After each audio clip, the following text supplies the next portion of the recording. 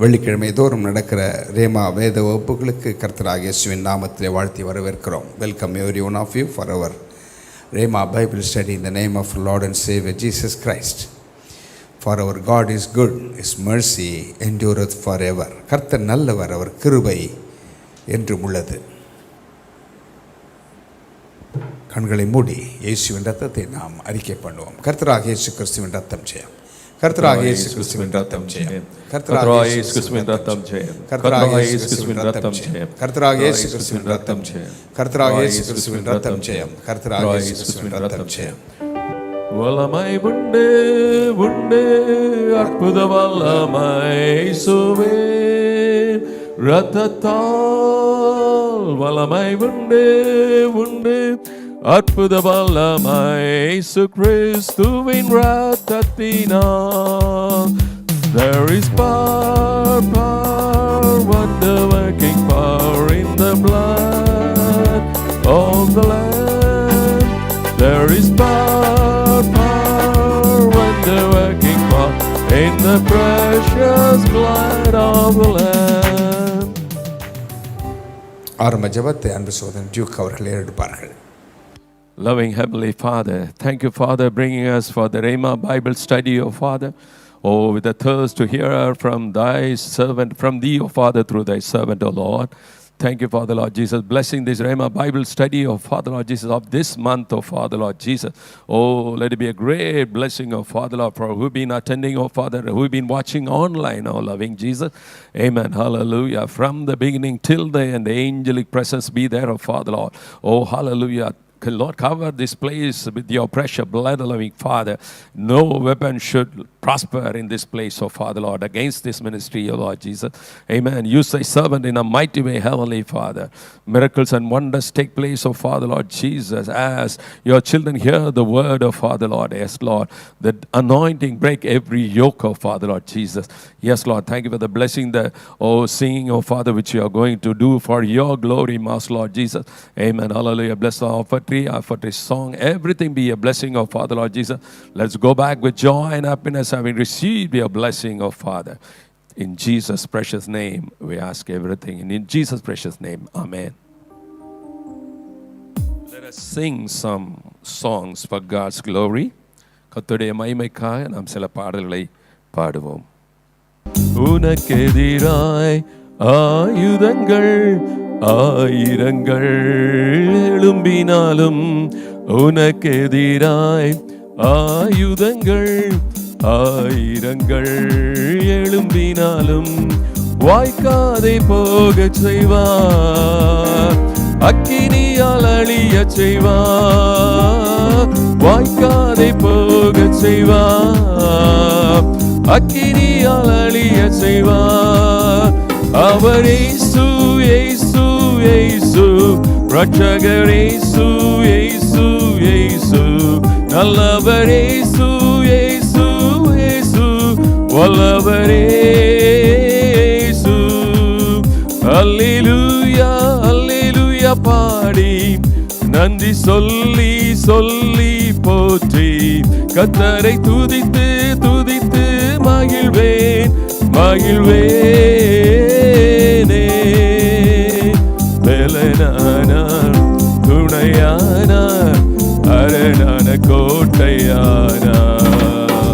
பெலனானார் துணையானார், அரணான கோட்டையானார்.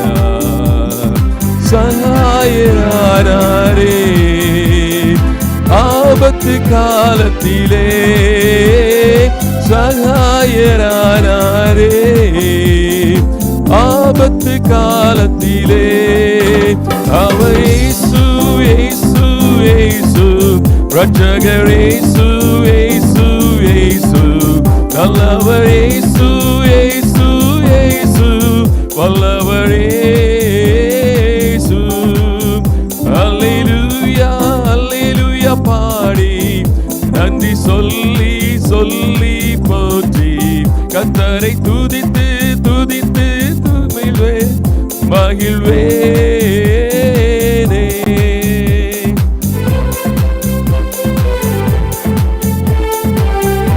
If we lean on His bosom and His shoulder, He will give us the comfort. He will give us a life by His Holy Spirit. தோளினிலே மார்பினிலே சாய்ந்திட்டால் ஆறுதலே, தோளினிலே மார்பினிலே சாய்ந்திட்டால் ஆறுதலே, ஜீவனை தருகின்றாரே பரிசுத்த ஆவியாலே, ஜீவனை தருகின்றாரே பரிசுத்த ஆவியாலே, உன்னதராய் உயர்ந்தவராய் உலகத்தை ஆள்பவராய், உன்னதராய் உயர்ந்தவராய் உலகத்தை ஆள்பவராய், மீண்டும் வருவாரே நம்மை சேர்த்திடவே, மீண்டும் வருவாரே பரலோகம் சேர்த்திடவே, அவர் இயேசு இயேசு இயேசு ரட்சகர் இயேசு இயேசு இயேசு நல்லவர் இயேசு இயேசு இயேசு வல்லவர் இயேசு. அல்லேலூயா அல்லேலூயா பாடி நன்றி சொல்லி சொல்லி போற்றி கர்த்தரை துதித்து துதித்து மகிழ்வேன் மகிழ்வேனே.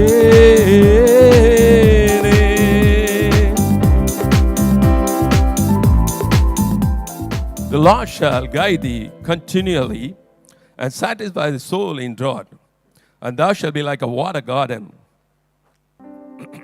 கர்த்தர் உன்னை நித்தமும் நடத்தி மாவறட்சியில் திரட்சியை தருவார், கர்த்தர் உன்னை நித்தமும் நடத்தி மாவறட்சியில் திரட்சியை தருவார், உன் ஆத்துமாவை திருப்தி செய்வார், உன் ஆத்துமாவை திருப்தி செய்வார். தொடர்ந்து துதி செய் மனமே, உன் மீட்பர் உயிரோடு இருக்கின்றார், தொடர்ந்து துதி செய் மனமே, உன் மீட்பர் உயிரோடு இருக்கின்றார். துதிப்போரை கைவிட மாட்டார், துதிப்போரை கைவிட மாட்டார். நுகத்தடி விரல் நீட்டை போக்கி நீபச்சோலை நடு நின்று நீக்கி, நுகத்தடி விரல் நீட்டை போக்கி நீபச்சொல்லை நடு நின்று நீக்கி, கிருபை என்னும் பதிலை பணிவார், உன்னை சுற்றிலுமே உயர்த்தி பணிவார், கிருபை என்னும் பதிலை பணிவார், உன்னை சுற்றிலுமே உயர்த்தி பணிவார்.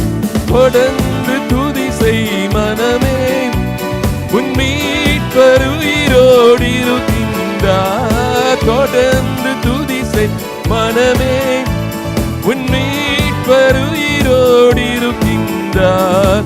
துதிப்போரை கைவிட மாட்டார், துதிப்போரை கைவிட மாட்டார்.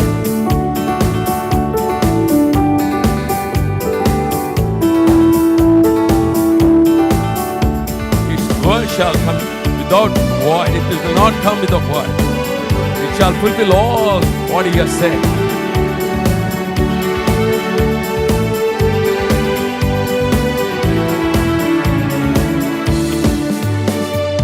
அவர் சொல்லி நடக்காததேது, அவர் வார்த்தை தரையில் விழாது, அவர் சொல்லி நடக்காததேது, அவர் வார்த்தை தரையில் விழாது. சொன்னதிலும் அதிகம் செய்வார், உன்னை நன்றியுடன் பாடச் செய்வார். சொன்னதிலும் அதிகம் செய்வார், உன்னை நன்றியுடன் பாடச் செய்வார். தொடர்ந்து துதி செய் மனமே, உன் மீட்பர் உயிரோடு இருக்கின்றார். தொடர்ந்து துதி செய் மனமே, உன் மீட்பர் உயிரோடு இருக்கின்றார். துதிப்போரை கைவிட மாட்டார், துதிப்போரை கைவிட மாட்டார். கர்த்தர் உன்னை நித்தமும் நடத்தி வறட்சியில் திரட்சியை தருவார். கர்த்தர் உன்னை நித்தமும் நடத்தி வறட்சியில் திரட்சியை தருவார். உன் ஆத்துமாவை திருப்தி செய்வார், உன் ஆத்துமாவை திருப்தி செய்வார். தொடர்ந்து துதி செய் மனமே, உன் மீட்பர் உயிரோடு இருக்கின்றார். தொடர்ந்து துதி செய் மனமே, உன் மீட்பர் உயிரோடு இருக்கின்றார். துதிப்போரை கைவிட மாட்டார், துதிப்போரை கைவிட மாட்டார், துதிப்போரை கைவிட மாட்டார். When the Holy Spirit come upon us, we'll receive power, and every lack will turn into a surplus for us, and every situation will change, and nothing is impossible when the Holy Spirit is upon us. நிறைவான ஆவியானவரே, நீர் வரும்போது குறைவுகள் மாறுமே. நிறைவான ஆவியானவரே, நீர் வரும்போது குறைவுகள் மாறுமே. நீர் வந்தால் சூழ்நிலை மாறுமே, முடியாததும் சாத்தியமாகுமே. நீர் வந்தால் சூழ்நிலை மாறுமே, முடியாததும் சாத்தியமாகுமே. நிறைவே நீர் வாருமே, நிறைவே நீர் வேண்டுமே, நிறைவே நீர் போதுமே. ஆவியானவரே, நிறைவே நீர் வாருமே, நிறைவே நீர் வேண்டுமே, நிறைவே நீர் போதுமே. ஆவியானவரே, வனாந்திரம் வயல்வெளியாகுமே, பாழானது பைநிலமாகுமே. வனாந்திரம் வயல்வெளியாகுமே, பாழானது பைநிலமாகுமே. நீ வந்தால் சூழ்நிலை மாறுமே, முடியாததும் சாத்தியமாகுமே. நீர் வந்தால் சூழ்நிலை மாறுமே, முடியாததும் சாத்தியமாகுமே. நிறைவே நீர் வாருமே, நிறைவே நீர் வேண்டுமே, நிறைவே நீர் போதுமே. ஆவியானவரே, நிறைவே நீர் வாருமே, நிறைவே நீர் வேண்டுமே, நிறைவே நீர் போதுமே. ஆவியானவரே,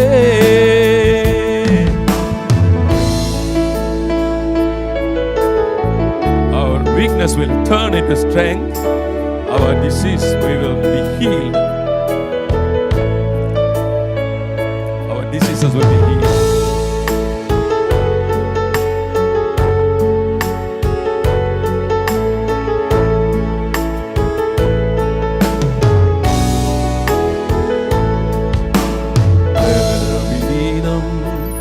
பலனாய் மாறுமே,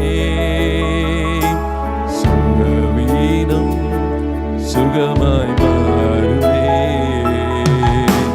பலவீனம் பலனாய் மாறுமே, சுகவீனம் சுகமாய் மாறுமே.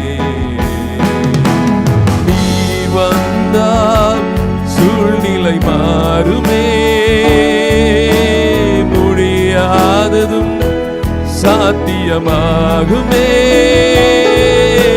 நீர் வந்தால் சூழ்நிலை மாறுமே. முடியாததும் சாத்தியமாகுமே. நிறைவே நீர் வாருமே. நிறைவே நீர் வேண்டுமே. நிறைவே நீர் போதுமே. ஆவியானவரே நிறைவே நீர் வாருமே. நிறைவே நீர் வேண்டுமே. நிறைவே நீர் போதுமே. ஆவியானவரே.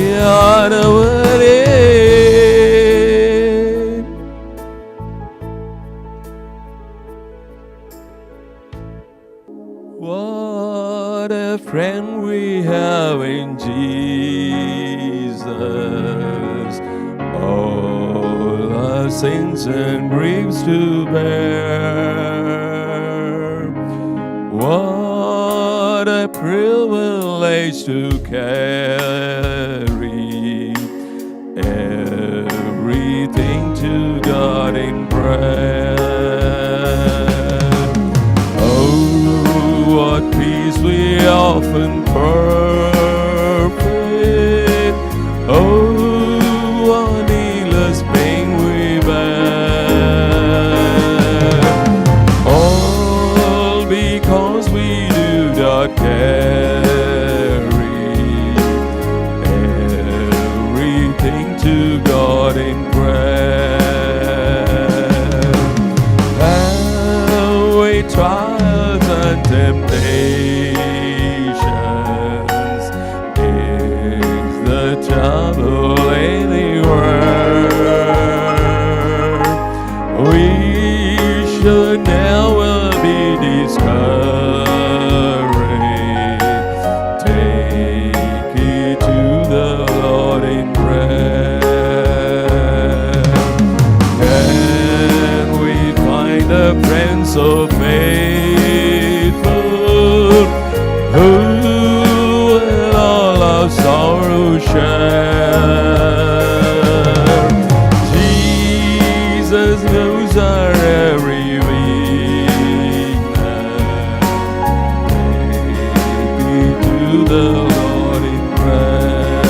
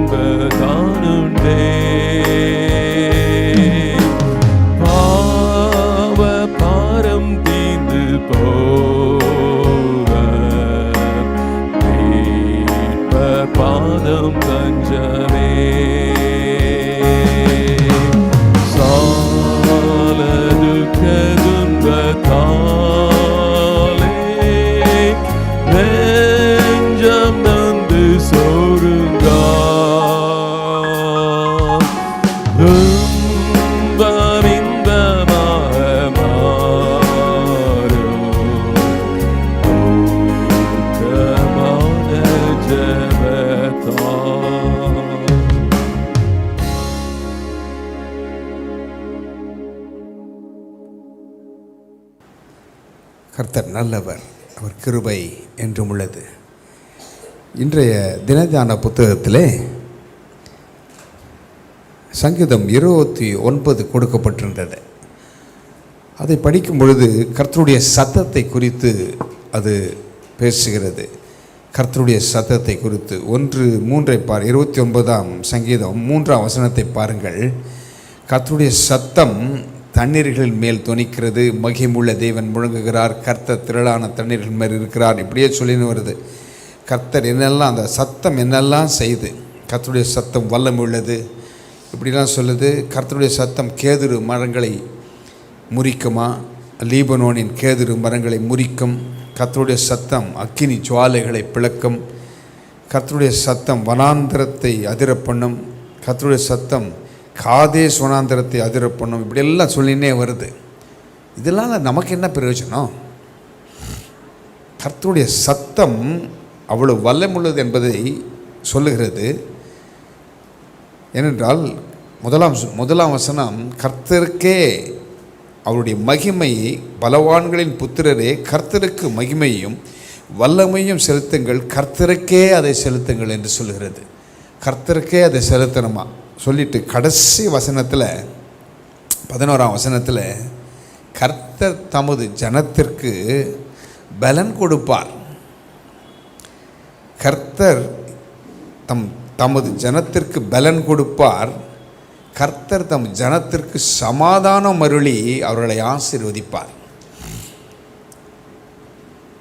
கர்த்தர் தமது ஜனத்திற்கு பலன் கொடுப்பார். கர்த்தர் தமது ஜனத்திற்கு சமாதானம் அருளி அவர்களை ஆசீர்வதிப்பார். The Lord will give strength unto his people. The Lord will bless his people with peace. ஆசீர்வதிப்பாரா? அப்போ ஆசீர்வாதத்தை இந்த சத்தம், இவ்வளவு வல்லமுள்ள சத்தம் என்ன செய்கிறது? நமக்கு என்ன செய்கிறது? காதேஸ் வனாந்தரத்தை அதிர பண்ணுகிறதுனால் நமக்கு என்ன? அப்படி அல்ல. அப்பேற்பட்ட வல்லமுள்ள சத்தம் தமது ஜனத்திற்கு பலனை கொடுக்கிறவர், தமது ஜனத்திற்கு சமாதானத்தை அருளி அவளை ஆசீர்வதிக்கிறாராம். அந்த ஆசீர்வதிக்கிற அந்த தேவனுக்கு முழு மனதோடு நாம் நன்றி சொல்ல வேண்டும். கர்த்தர் இந்த நல்ல வாய்ப்புகளை கர்த்தர் கொடுத்திருக்கிறார், கூடி வரும்படி செய்திருக்கிறார். கர்த்தருக்கே மகிமுண்டாகட்டும். கர்த்தருடைய வார்த்தை கேட்கும் முன்பாக கர்த்தருடைய ராஜ்யத்திற்கு நாம் கொடுக்கிற நேரம், நீங்கள் டிவியில் பார்த்தா, ஃபோனில் பார்த்தால் அந்த கியூஆர் கோட் இருக்கிறது, ஸ்கேன் பண்ணி மை டெய்லி ஸ்ட்ரெங்த் என்ற மினிஸ்ட்ரி தான் வரும். உங்களால் முடிந்ததை 50 ரூபாய் கொடுத்தா கூட அது கர்த்தருடைய ராஜ்யத்திற்கென்று கொடுப்பது தான். எதை கொடுத்தாலும் கர்த்தருடைய ராஜ்யத்திற்கென்று கொடுப்பது. தேவனுக்கென்று நாம் செய்யும் பொழுது ஒரு தனிப்பட்ட நபருக்கோ ஒரு பெயருக்கோ ஊழிய அந்த பேருக்கோ கொடுத்தா அதில் ஆசீர்வாதம் இருக்காது. தேவனுக்கென்று நாம் கொடுக்கும் பொழுது நிச்சயமான ஆசீர்வாதத்தை நாம் பெற்றுக்கொள்கிறோம். அன்பின் பரலோக பிதாவே, கொடுக்கிற உங்களுடைய பிள்ளைகளை ஆசீர்வதியும். தேவனாகிய கர்த்தர் நீர், கர்த்தர் தமது ஜனத்திற்கு பலன் கொடுப்பார், கர்த்தர் தமது ஜனத்திற்கு சமாதானம் அருளி அவர்களை ஆசீர்வதிப்பார் என்று இந்த வேத வாக்கியம் சொல்கிறதே. உம்முடைய ஆசீர்வாதம் நிறைவாய் ஒவ்வொருவருக்கும் கிடைக்கட்டும். இந்த மாதம் ஆசீர்வாதத்தின் மாதமாக, பெருக்கத்தின் மாதமாக, பொருளாதார ரீதியிலே உயர்வை கொண்டு வருகிற மாதமாக, வராத பணங்கள் வருகிற மாதமாக, அப்பா கடன்கள் தீர்க்கிற மாதமாக, கவலை இல்லாத ஒரு மாதமாக அப்பா நீர் மாற்றி கொடுக்க வேண்டும் என்று ஜெபிக்கிறோம். ஏனென்றால் கல்வாரி சிலுவிலே எங்களுக்காக எல்லாவற்றையும் நீர் செய்து முடித்தீர். You said it is finished. முடிந்து விட்டது என்று சொன்னீர். இன்றைக்கி முடிக்கப் போகிறதுக்கு ஒன்றுமில்லை. அந்த விலையேற பெற்ற பலி எங்களுக்காக செலுத்தப்பட்டது நிமித்தமாக நாங்கள் எல்லாவற்றிலும் விடுதலையாகி நாங்கள் சுகமாக இருப்போம், நாங்கள் பிழைத்திருப்போம், நாங்கள் வாழ்ந்திருப்போம், நாங்கள் சுகித்திருப்போம். மக்கே மகிமை செலுத்துகிற ஆண்டவரே, இந்த ஊழியத்திற்காக கொடுக்கிற உடைய பிள்ளைகளை ஆசீர்வதியும். எங்கிருந்து பார்த்தாலும் சரி, உலகத்தின் எந்த மூலையிலிருந்து பார்த்தாலும் அவர்கள் இந்த ஊழியத்துக்கென்று கொடுக்கிற ஒரு உள்ளங்களை மனதில் நீர் யாரை ஏவினீரோ அவர்கள் கொண்டு வந்து கொடுத்தார்கள். ஏவும் ஆண்டவரே, அவர்கள் ஆசீர்வதிக்கப்படும்படியாக கரங்கள் நீட்ட உதவி செய்ய வேண்டும் என்று ஜெபிக்கிறோம். இயேசுவின் நாமத்தில் பிதாவே, ஆமென். தேவ பிதா எந்தன் மேய்ப்பனல்லோ, சிறுமை தாழ்ச்சி அடைகிலனே, ஆவலதாய் என்னை பைம்பொன் மேல் அவர் மேய் தம நீர் அருளுகின்றார். தேவ பிதா எந்தன் மேய்ப்பனல்லோ, சிறுமை தாழ்ச்சி அடையிலனே. ஆத்தும தன்னை குளிர பண்ணி அடியேன் கால்களை நீதி என்னும் நேத்திய பாதையில் அவர் நிமித்தம் நிதமும் சுகமாய் நடத்துகின்றார். தேவ பிதா எந்தன் மேய்ப்பனல்லோ, சிறுமை தாழ்ச்சி அடையிலனே. சாலிட பள்ள திறங்கிடினும் சற்றும் தீங்கு கண்டஞ்சேனே. வானபரன் என்னோடிருப்பார், வளைதடியும் கோலுமை தேற்றும். தேவ பிதா எந்தன் மேய்ப்பனல்லோ, சிறுமை தாழ்ச்சி அடையிலனே. ஆயுள் முழுவதும் என் பாத்திரம் அருளும் நலமுமாய் நிரம்பும். நேயன் வீட்டினில் சிறப்போடே நெடுநாள் குடியாய் நிலைத்திருப்பேன். தெய்வ பிதா எந்தன் மேய்ப்பனல்லோ, சிறுமை தாழ்ச்சி அடையிலனே. மறுபடியுமாக கர்த்தருடைய வார்த்தையை கேட்கும்படி ரேமா வேத வகுப்புகளுக்கு வெள்ளிக்கிழமையிலே நடக்கிற ரேமா வேத வகுப்புகளுக்கு உடைய வாழ்த்தி வரவேற்கிறோம். கர்த்தர் நல்லவர், அவர் கிருபை என்றும் உள்ளது. கர்த்தர் நம்மை நித்தமும் நடத்தி மகா வறட்சியான காலங்களிலும் நம்மை நீர்ப்பாய்ச்சலான தோட்டத்தைப் போலவும் வற்றாத நீரூற்றைப் போலவும் அவர் வைக்கிறவர். கர்த்தர் எப்பவுமே நம்முடைய பிள்ளைகளுக்கு நன்மையை மாத்திரம்தான் செய்வார். அவர் தீமை செய்கிற தேவன் அல்ல. போன வெள்ளிக்கிழமைகளிலே நாம் கர்த்தருடைய வார்த்தையை காட் ஆஃப் அபண்டன்ஸ், பெருக்கத்தின் தேவன் என்ற தலைப்பிலே நாம் பார்த்து கொண்டு வருகிறோம். தேவன் எப்போவுமே தன்னுடைய பிள்ளைகளை ஆசீர்வதிக்கிறவர். தன்னுடைய பிள்ளைகள் கஷ்டத்தில் இருக்கிறத அவர் விரும்புகிறது இல்லை. God of abundance. அதற்கு ஆதாரமாக சங்கீதம் 23:5-6 வசனங்கள். Psalm 23:5-6 நாம் வாசிக்க கேட்போம். என் சத்துருக்களுக்கு முன்பாக நீர் எனக்கு ஒரு பந்தியை ஆயத்தப்படுத்தி என் தலையை எண்ணெயால் அபிஷேகம் பண்ணுகிறீர். என் பாத்திரம் நிரம்பி வழிகிறது.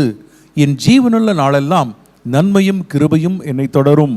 நான் கர்த்தருடைய வீட்டிலே நீடித்த நாட்களாய் நிலைத்திருப்பேன். Thou preparest a table before me in the presence of mine enemies. Thou anointest my head with oil, my cup runneth over. Surely goodness and mercy shall follow me all the days of my life, and I will dwell in the house of the Lord forever. My cup runneth over. என் பாத்திரம் நிரம்பி வழிகிறது. சங்கீதக்காரன் சொல்லுகிறான், அவர் நம்முடைய தலையை எண்ணெயால் அபிஷேகம் பண்ணுவார் என்றால் நம்முடைய பாத்திரம் நிரம்பி வழியுமா? அவர் நம்முடைய தலையை அபிஷேகிப்பார் என்றால், அவருடைய ஆசீர்வாதம் நம்மேல் இருக்கும் என்றால் நம்முடைய பாத்திரங்கள் நிரம்பி வழியும். அன்பின் பரலோக பிதாவே, இந்த வேத வாக்கியங்களின் ஆக்கியோனே, பரிசுத்த ஆவியானவரே, நீர் எங்களுக்கு உதவி செய்து இந்த வார்த்தைகள் வெறும் வார்த்தைகளாயிராமல் இந்த வார்த்தைகள் எங்களுக்குள்ளாக ஆவிக்குள்ளாக எங்கள் மனக்கண்களை திறப்பார் என்றால் அந்த ஆவியானவர் அந்த வார்த்தைகள் எங்களுக்குள்ளாக அது வேலை செய்யும். சத்தியத்தை நாங்கள் அறிந்து கொள்ள எங்களுக்கு உதவி செய்யும். அப்படி செய்கிறதற்காக நன்றி சொல்கிற ஆண்டவரே, இந்த பரிசுத்த ஆவியானவர் எங்களுக்கு உதவி செய்து இந்த சத்தியங்களை விளக்கி காண்பிக்க வேண்டும் என்று நாங்கள் கேட்கிறோம். இதில் உள்ள மறைப்பொருள்களை எங்களுக்கு காட்டும். நாங்கள் வந்தது ஆண்டவரே, நாங்கள் கேட்கிறது பிரயோஜனம் இல்லாமல் போகாமல் அது பயனுள்ளதாக எங்களுக்கு மாற்றிக்கொடும். உம்முடைய சமூகத்தில் நாங்கள் செலவு பண்ணுகிற ஒவ்வொரு நிமிடமும் அது விலையேற பெற்றது. அது விலையேற பெற்றது. அந்த விலையேற பெற்ற நேரத்தை நாங்கள் பாதுகாத்து கொள்ள, அது எங்களுக்கு வாழ்க்கையிலே அது மாற்றங்களை ஏற்படுத்த, எங்கள் குடும்பங்களிலே அற்புதங்களை செய்ய அது உதவி செய்ய வேண்டும் என நாங்கள் செபிக்கிறோம். இயேசுவின் நாமத்தில் பிதாவே, ஆமென். எப்பவுமே தேவனுடைய சமூகத்தில் கூடி வருகிறது நல்லது. இயேசுவின் பாதத்தில் இருப்பது நல்லது. 2 பேர் ஒரே வீட்டில், 2 பேர் ஒரே வீட்டுக்கு இயேசுநாதர் போயிருக்காரு. 2 பேர் இருக்கிறாங்க. ஒரு அம்மா ரொம்ப வேலை செய்யுது, இயேசுநாதருக்கு தான் வேலை செய்யுது. ஆனால் ஒருவள் மாத்திரம் அவருடைய பாதத்திலே உட்கார்ந்திருக்கிறாள். அவள் நல்ல பங்கை தெரிந்து கொண்டாள். ஒரே இடத்துல தான் இயேசுநாதர் இருக்கிறார் இல்லையா? ஆனால் ஒருவள் நல்ல பங்கை தெரிந்து கொண்டாளாம். நாம் தேவனுடைய சமூகத்தில் வரும்பொழுது அந்த நேரங்கள் வீணடிக்கப்படாது. நல்ல பங்கை நாம் தெரிந்து கொள்கிறோம். அவருடைய சமூகத்தில் செலவு பண்ணுகிற ஒவ்வொரு நிமிடமும் அது விலையேற பெற்றது. அது ஒரு பொக்கிஷம். 40 நாட்கள் இரவும் பகலும் மோசே தேவனுடைய மலையிலே அங்கே தேவனோடு சஞ்சரித்து கொண்டிருந்தார். புசிக்கிறதுக்கு ஆகாரம் இல்லை, தண்ணி இருந்ததோ தெரியல. ஆனால் அவர் இருந்த நேரத்தில் எவ்வளவு அவருக்குடைய பலன் குன்றி போகலை. அத்தனை நாள் சாப்பிடலையே. தேவனோடு சஞ்சரிக்கும் பொழுது நம்முடைய சரீரங்கள் பாருங்கள், அது பலனை தான் அடைகிறது. அப்போ திரும்பி வரும்பொழுது மோசே உன்னுடைய முகத்தை மூடிக்கொள் என்றாங்க. ஏனென்றால் அந்த முகம் வாடி போகவில்லை, அது பிரகாசித்தது. அப்போ தேவனுடைய சமூகத்தில் இருக்கிற நேரம் எல்லாம் நிச்சயம் ஆண்டவர் ஏதோ ஒன்றை நம்முடைய வாழ்க்கையில் செய்கிறார், நம்முடைய ஆவியிலே செய்கிறார். அது சரீரத்திலே மேனிஃபெஸ்ட் ஆகிறது, சரீரத்திலே மாற்றங்கள் ஏற்படுகிறது, நோய்கள் குணமாகிறது, அற்புதங்கள் நடக்கிறது. தேவனுடைய சமூகத்திலே ஒரு அமைதி கிடைக்கிறது.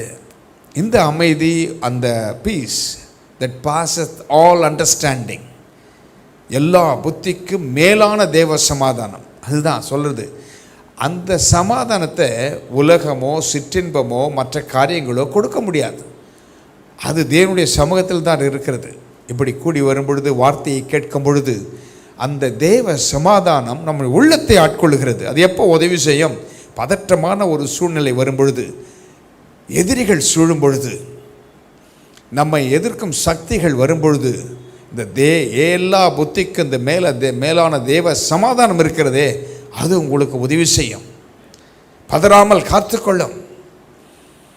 அதனால்தான் சங்கீதக்காரன் சொல்கிறான், என் பக்கத்தில் 1000 பேரும் என் வலதுபுறத்தில் 10,000 பேரும் விழுந்தாலும் என்னை அணுகாது. ஏனென்றால் அவனுடைய அந்த அஸ்திபாரமாகப்பட்டது கண்மலையில் மேல் இருந்தது. அந்த கண்மலை அவன் போடல அஸ்திபாரத்தை. கண்மலையாக கிறிஸ்து ஏற்கனவே அஸ்திபாரம் போடப்பட்டிருக்கிறது. அந்த அஸ்திபாரத்தின் மேல் அவன் வீடு கட்டப்பட்டிருக்கிறது. அப்போது காற்று அடித்தாலும் புயல் அடித்தாலும் அது அசைவதில்லை. கர்த்தர் நல்லவர். அந்த சங்கீதக்காரன் சொல்லுகிறான், என் பாத்திரம் நிரம்பி வழிகிறது. நிரம்பி வழிகிற அனுபவத்தை தான் ஆண்டவர் ஒவ்வொருவருக்கும் கொடுக்கிறார். இந்த ப்ராஸ்பெரிட்டி என்று சொல்லும், ஆத்மா வாழ்வது போல எல்லாவற்றிலும் வாழ்ந்து நீ சுகித்திருப்பா என்று ஒரு வசனம் இருக்கிறது அல்லவா? அதில் ப்ராஸ்பெரிட்டி என்று வருகிறது. என்னங்க? 3 John 2 இல்லையா? அதில் ஆங்கிலத்தில் ப்ராஸ்பெரிட்டின்னு வருகிறது. அப்போ செழிப்பு என்னென்ன செழிப்பு பாருங்கள். ஸ்பிரிச்சுவல் ப்ராஸ்பெரிட்டி இருக்கிறது, ஆவிக்குரிய செழிப்பு. எமோஷனல் ப்ராஸ்பெரிட்டி இருக்கிறது, உணர்ச்சி விதத்தில் ஒரு செழிப்பு. மென்டல் ப்ராஸ்பெரிட்டி இருக்கிறது, மனதளவிலே ஒரு செழிப்பு இருக்கிறது. ஃபிசிக்கல் ப்ராஸ்பெரிட்டி, அப்போ சரீரம் நல்ல சுகமாக இருந்தால் அது ஒரு செழிப்பான். வெறும் பணம் மாத்திரம் இல்லை, வெறும் பணம் மாத்திரம் இல்லை, ரிலேஷனல் ப்ராஸ்பரிட்டி, நல்ல உறவுகள் இருக்கும் பொழுது அது ஒரு செழிப்பு. நல்ல உறவுகள், இதை பாருங்கள். அப்புறம் ஃபைனான்ஷியல் ப்ராஸ்பரிட்டியும் ஒன்று வருது, அதுவும் முக்கியம். இவையெல்லாம் இருந்தால் தான் பணத்தையும் அனுபவிக்க முடியும். வெறும் பணம் இருந்து என்ன பிரயோஜனம்? ஒன்றுமில்லையே. அப்போ 3 யோவான் 1:2 சொல்லுகிறது, பிரியமானவனே, உன் ஆத்துமா வாழ்கிறது போல நீ எல்லாவற்றிலும் வாழ்ந்து சுகமாக இருக்கும்படி வேண்டுகிறேன். Beloved, I wish above all things that thou mayest prosper and be in health, even as thy soul prospereth. பார்த்தீங்களா, அதில் ஒரு வார்த்தை வருது, mayest prosper and be in health. அது மாத்திரமல்ல, ஈவன் ஆஸ் தை சோல் ப்ராஸ்பரத், எல்லாவற்றிலும் செழித்து சுகமாக இருக்கும்படி வேண்டுகிறேன் என்கிறார். எதில்? ஆத்துமா செழிப்படைவதைப் போல எல்லாவற்றிலேயும் நாம் செழித்திருக்க தேவன் விரும்புகிறார். இன்றைக்கு கூட இந்த தேவன் தன்னுடைய பிள்ளைகளுக்கு எப்படி ஆதாம் ஏவாளுக்கு எப்படி நல்ல காரியங்களை கொடுத்து வைத்தாரோ, அவர்களுக்காக என்னெல்லாம் செய்தாரோ, இவைகளை குறித்து நான் போன பைபிள் ஸ்டடியில் பார்த்தோம். இன்றைக்கு நாம் இன்னொரு நபரை குறித்து நாம் பார்க்க போகிறோம். ஆண்டவர் எப்படி காட் ஆஃப் அபண்டன்ஸ், எப்படி ஆண்டவர் அபரிவிதமாக ஒரு மனிதனை ஆசீர்வதிக்கிறார், எப்படி தெரிந்து கொள்கிறார், அவர்களுடைய காரியங்களை வாய்க்க பண்ணுகிறார். அவனுக்கு என்னெல்லாம் இருந்தது, எப்படி இருந்தது, ஆனாலும் தேவனிடத்திலே அவன் எவ்வளவு நல்ல உறவை வைத்து கொண்டான் என்பதை குறித்து நாம் பார்க்க போகிறோம். அதனால்தான் அந்த கப் ரன்னத் ஓவர், நிரம்புறது மாத்திரம் இல்லை, நிரம்பி வழிகிறது. அந்த வழியும் போது என்ன நடக்கிறது? அது வேஸ்ட் ஆகக்கூடாது. நிரம்பி வழியும் பொழுது, ஆண்டவர் ஆசீர்வதிக்கும் பொழுது பாருங்கள், 5 அப்பம் 2 மீனை கொண்டு 5000 பேர் ஆண்டவர் போஷிக்கிறார். அப்போ என்ன சொல்கிறார்? சீஷரை பார்த்து, ஒன்றும் அது சிந்தி வீணாகாதபடி அவைகளை சேகரியுங்கள் என்று சொல்கிறார்.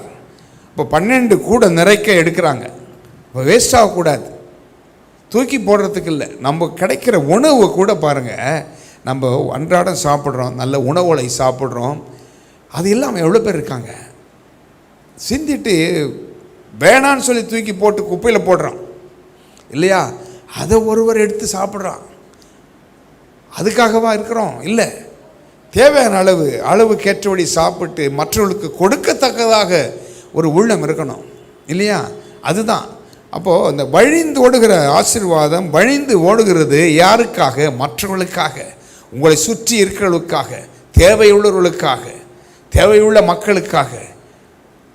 அதை நாம் செய்யணும்.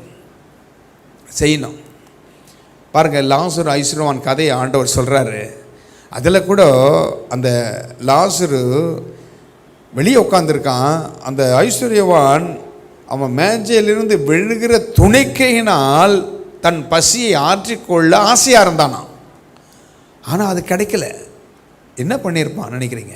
அவனுக்கு கொடுக்காத நிற்பான், பழகுது தூக்கின் போய் வெளியே போடுறான்னு இருப்பான். அது கூட கிடைக்கல அவனுக்கு. அப்போது தேவை உள்ளவர்கள் உண்டு இல்லையா? அப்போது அந்த வழிந்தோடுகிற ஆசீர்வாதம் வீணாகி போகக்கூடாது. ஆனால் ஆண்டவர் ஆசீர்வதிக்கும் போது வழிந்தோடுகிற ஆசீர்வாதத்தால் நம்மை ஆசீர்வதிக்கிறார். God of abundance. இந்த தேவன் ஆசீர்வாதத்தை நமக்கு தவறாய் புரிந்து கொண்டோம். கர்த்தர் கொடுக்கிற ஆசீர்வாதங்களை நாள் ஒன்றிலே, ஏனென்றால் நம்முடைய கண்கள் திறக்கப்படலை. கண்கள் திறக்கப்பட்டு ஆவியானவர், பரிசுத்த ஆவியானவர் அந்த தெளிவை கொடுக்கும் பொழுது அந்த ஆவியிலே, அந்த சரீரத்திலே ஒரு மாற்றம் ஏற்படுகிறது. சத்தியத்தை அறியும் பொழுது ஒரு தெளிவு வரும் பொழுது விடுதலை உண்டாகிறது. அப்போ விடுதலை உண்டாகும் பொழுது கண்கள் திறக்கப்படுது, நாம் கண்டுகொள்கிறோம் எது தவறு எது சரி என்று. அப்போது பொன்னும் வெள்ளியும் என்னையோடது என்று சொல்லுகிறார்.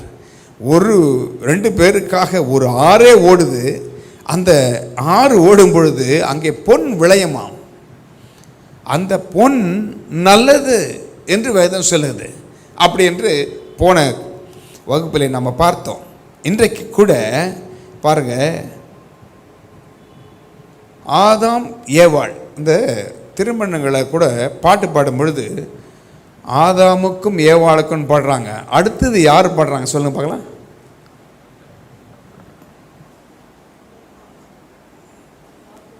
ஆபிரகாம், சாராள். மற்ற அங்கே நடுவில் இருக்கிற அந்த ஜெனரேஷன்லாம் என்னாச்சு? ஆதாம் ஏவாள் அப்புறம் சேர்த்து இப்படி பாடுறது தானே?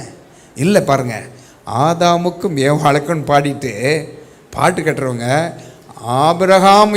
ஆபிரகாம் சாராள் ஆசீர்வாதத்து மாதிரி ஆசீர்வதி ஆண்டவரே என்றாங்க. பார்த்தீங்களா? அப்போது எங்கிருந்து அப்படியே ஆபிரகாமுக்கு வருது. ஆபிரகாமை தேவன் கல்தேர் இதில் அவர் சால்டியன்ஸ் அந்த கலாச்சாரத்தில் அவர் பல காரியங்களை வணங்கி கொண்டு அப்படி இருக்கிறார். ஆனால் உண்மையாய் தேடும்போது தேவன் அவர்களுக்கு இடைப்படுறார். தேவன் அவர்களை சந்திக்கிறார். நீங்கள் யாராக இருந்தாலும் பரவாயில்ல, ஆனால் தேவனை தேடும் பொழுது தேவன் அவர்களை சந்திக்கிறார். பாருங்கள், அண்ணன் ஜான் ஜோஸ் அவர்கள் இந்த நாட்களில், அவர் பேர் அப்போது ஒரு டிஜிபி இருந்தார், மிஸ்டர் துரைன்னு. அவர் என்ன பண்ணார், அண்ணங்கிட்ட என்னுடைய ஃப்ரெண்டு ஒருத்தர் இருக்கார் பிரதர், இவர் நெருங்கிய நண்பர் அண்ணன் ஜான் ஜோசப் அவனுக்கு. ஏன் நெருங்கிய நண்பர் இன்னொருத்தர் இருக்கிறாரு, அவர் ஈசிஆர் ரோடில் இருக்கார், அவரை பார்க்கணும் நீங்கள், அவருக்காக நான் உங்களை பற்றி சொல்லும்பொழுது அவர் சொன்னார், அவரை பற்றி பேசினாலே எனக்கெல்லாம் அந்த முடியெல்லாம் சிலுத்து போகிறது, ஏதோ ஒரு சக்தி என்னை ஆட்கொள்ளுகிறது, அவரை நான் பார்க்கணும்னு சொல்லி கேட்டாங்களாம். அப்போது ஜான் ஜோசப் நான் போகும்பொழுது நானும் போயிருந்தேன் கூட.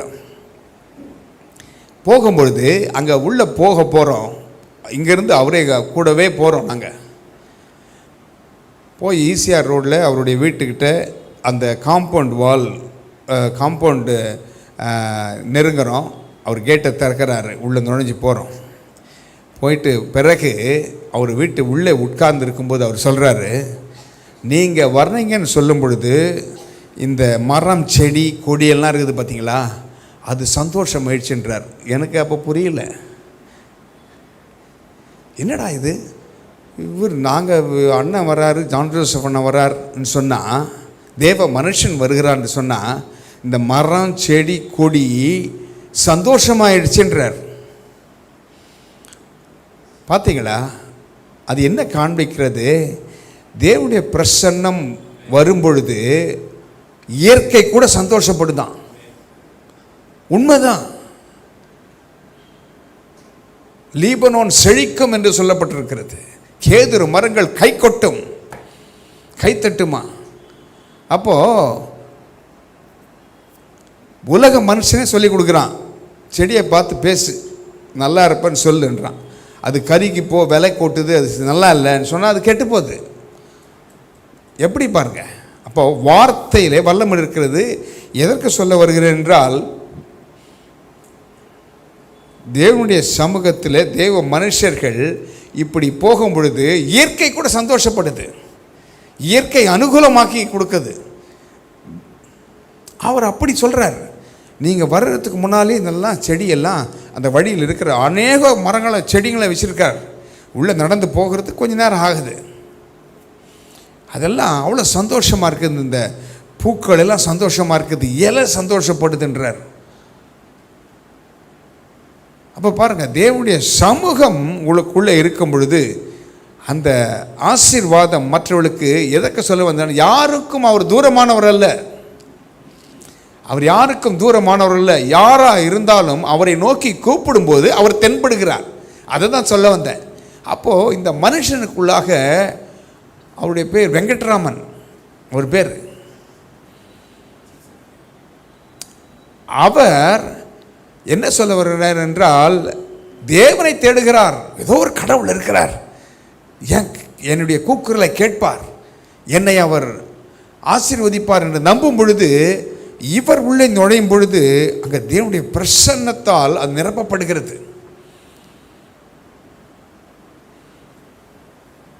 பாடலை பாடி ஜெபம் பண்ணி அவரை ஆசீர்வதித்து விட்டு வந்தோம்.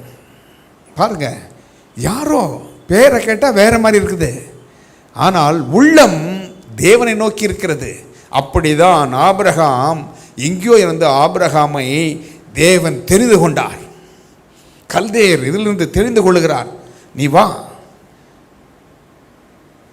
எல்லாவற்றையும் விட்டு வா சொல்லும் பொழுது சொந்த மனைவியை, பிள்ளைகளை, மற்ற காரியங்களை விட்டு வர சொல்ல ஆண்டவர். அப்படி தான் நம்ம நினச்சிட்டோம். விடுன்னு சொல்லும் பொழுது கட்டண பொண்டாட்டியை விட்டுட்டு, பிள்ளையை விட்டுட்டு நடுத்தெருவில் வந்துவிடுன்னு சொல்ல ஆண்டவர். பாருங்கள் என்ன நடக்கிறது. ஆதியாகமம் 13ஆம் அதிகாரம்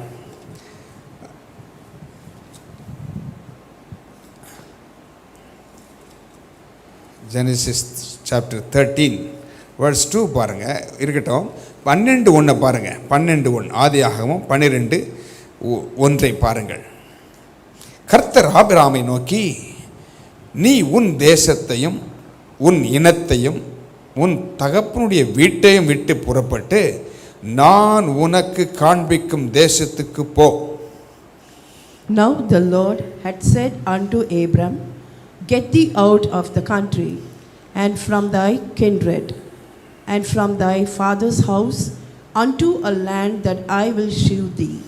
கர்த்தர் ஆபிரகாமை நோக்கி, நீ உன் தேசத்தையும் உன் இனத்தையும் உன் தகப்பனுடைய வீட்டையும், இப்படி ஆண்டவர் சொல்லுகிறார். அதற்கு முன்பாக வசனத்தை பார்த்தீங்கன்னா, தேராக தன்னுடைய தகப்பன் கூட கானான் தேசத்திற்கு பிரயாணப்பட்டு வருகிறார். ஆனால் ஒரு இடத்துல நின்றுறாரு.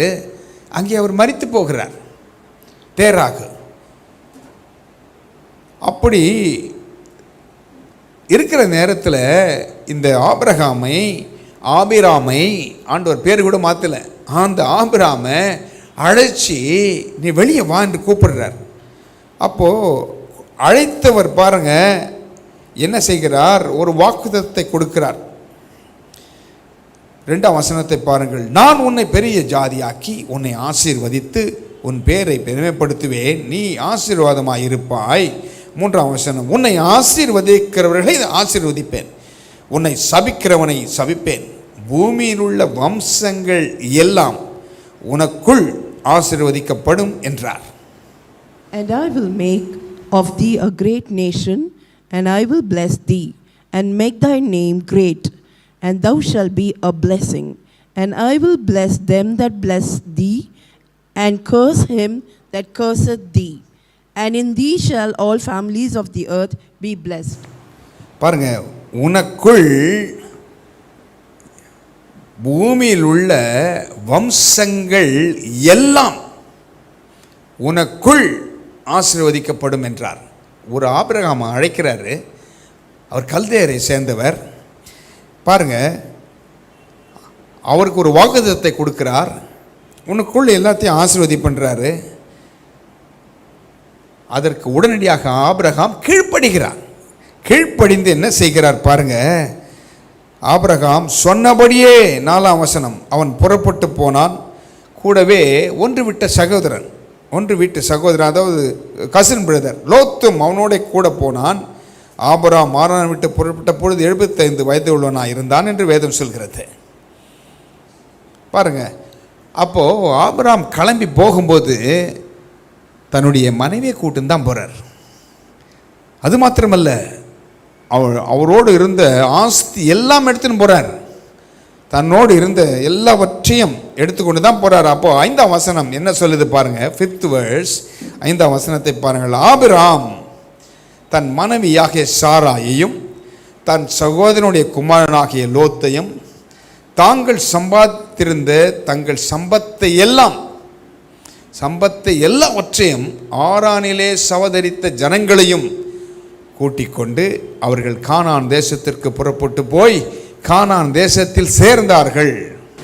And Abram took Sarai his wife and Lot his brother's son and all their substance that they had gathered and the souls that they had gotten in Haran.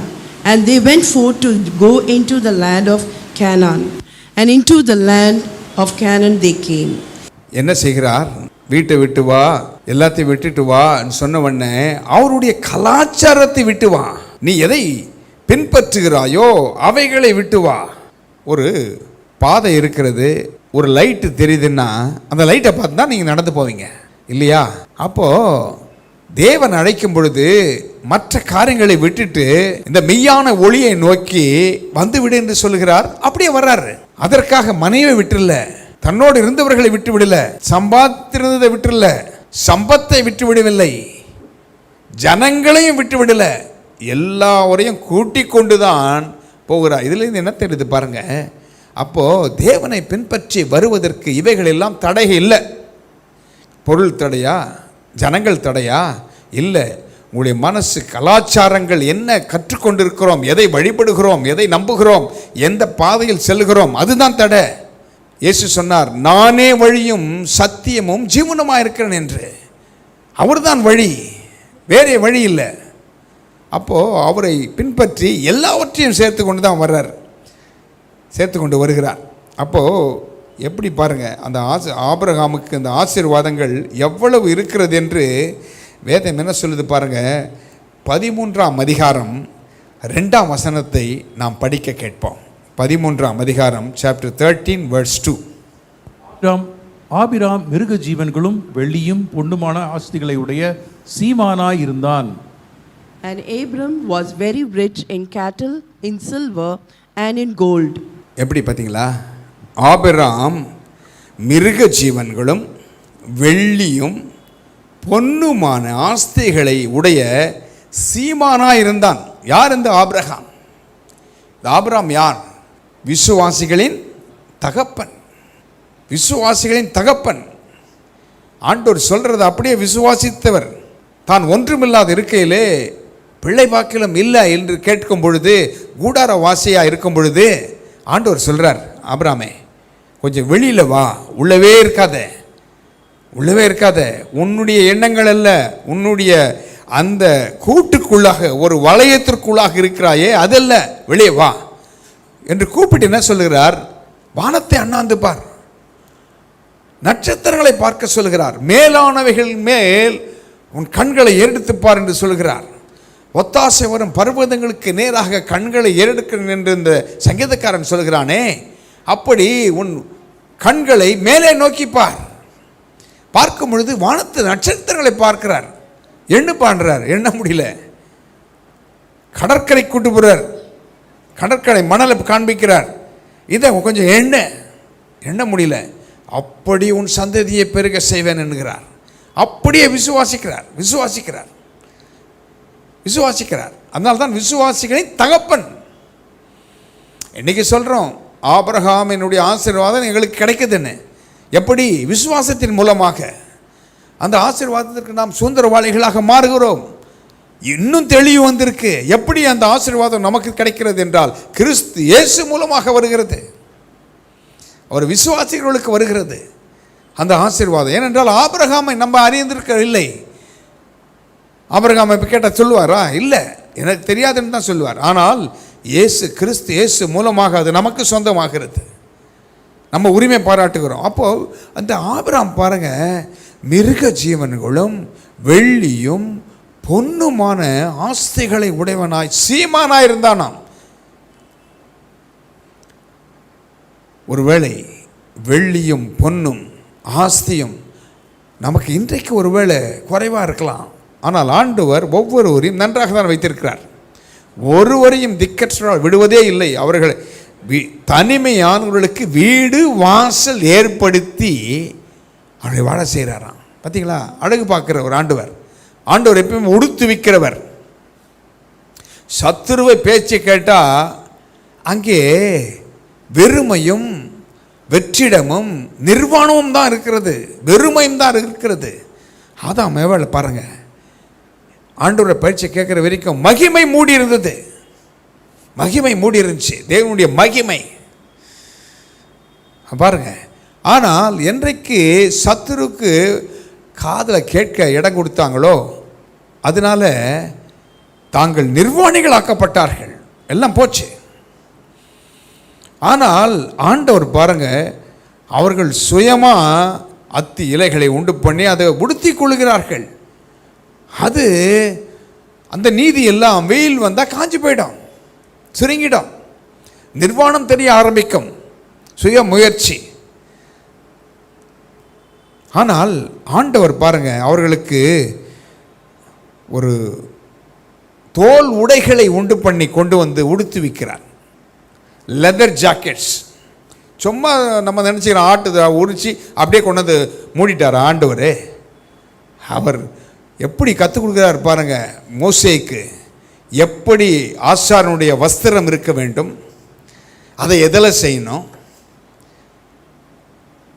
அதை எப்படி ஸ்டிச் பண்ணணும், அது எந்த நூலில் அதை ஸ்டிச் பண்ணணும், என்ன கலர் இருக்கணும்,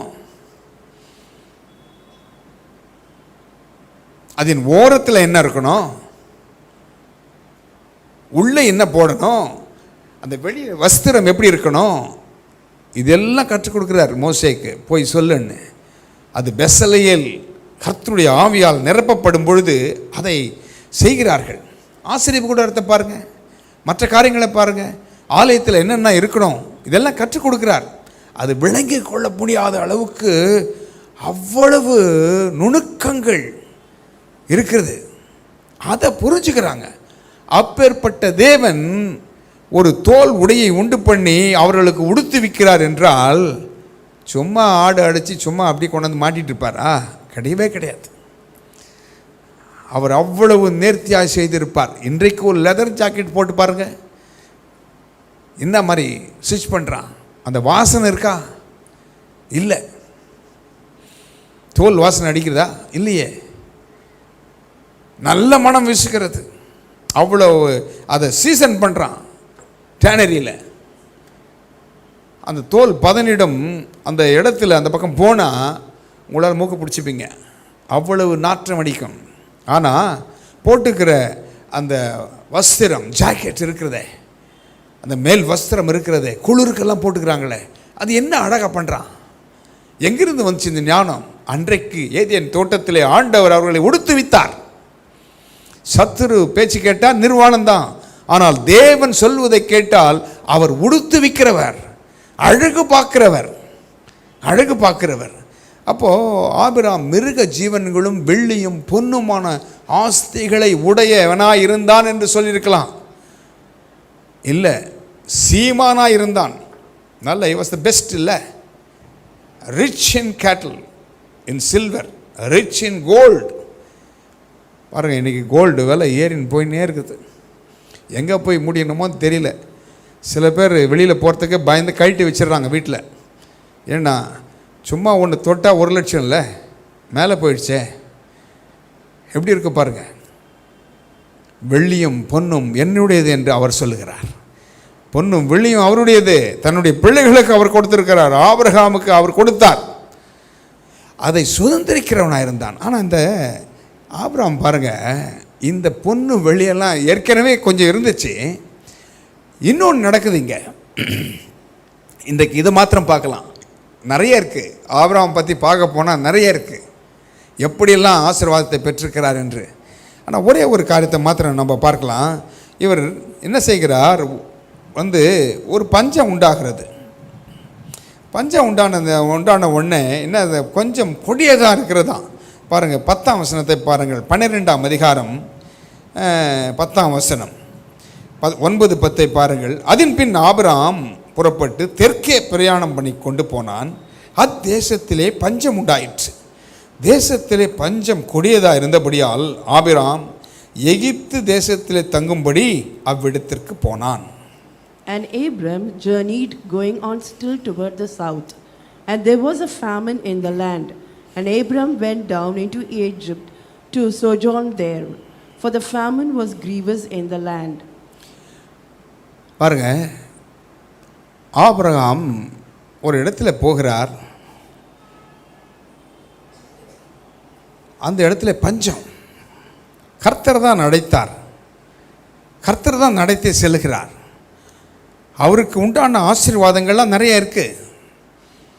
ஆனால் ஒரு பஞ்சம் வருது. சத்துரு எப்பவுமே தன்னுடைய பிள்ளைகளை அவனை பற்றி அவங்க பிள்ளைகளை பற்றி கவலையே இல்லை பாருங்கள்.